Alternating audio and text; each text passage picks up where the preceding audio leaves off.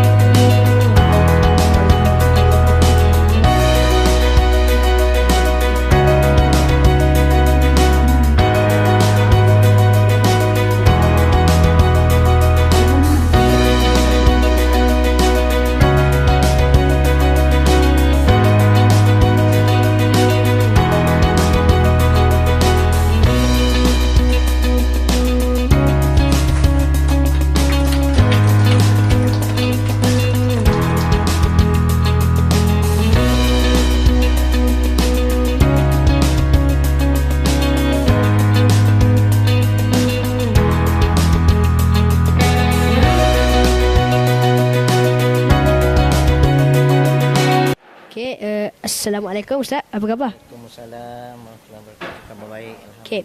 Jadi saya ada soalan untuk Ustaz ni. Soalan pertama lah. Apakah perasaan Tuan apabila secara rasmi melangkah masuk dan memulakan amanah sebagai pengetua di sekolah ini? Bismillahirrahmanirrahim. Assalamualaikum warahmatullahi wabarakatuh. Jadi pertama sekali saya panjatkan syukur kepada Allah SWT kerana saya dipilihlah untuk menjadi pengetua di SMK Agama Datuk Haji Abbas, dan saya sangat gembiralah berada di sebuah sekolah yang hebat, sekolah kluster kecemerlangan, dan alhamdulillah ini satu peluang untuk saya sama-sama untuk memacu kecemerlangan di sekolah ini. Okay. Soalan saya yang seterusnya, apakah harapan awal Ustaz dalam membina kerjasama bersama guru-guru dan pelajar bagi memastikan hala tuju sekolah ini terus cemerlang? Okey, insya-Allah saya yakin dengan barisan guru-guru dan juga AKP dan semua anak-anak pelajar yang ada, insya-Allah kita akan dapat membina kita akan dapat membina suatu sekolah yang hebat, yang dapat memacu kecemerlangan bukan sahaja di negeri Terengganu dan juga di peringkat kebangsaan. InsyaAllah kita akan pacu juga untuk peringkat antarabangsa, insyaAllah. Terima kasih Ustaz kerana sudi meluangkan masa bersama kami.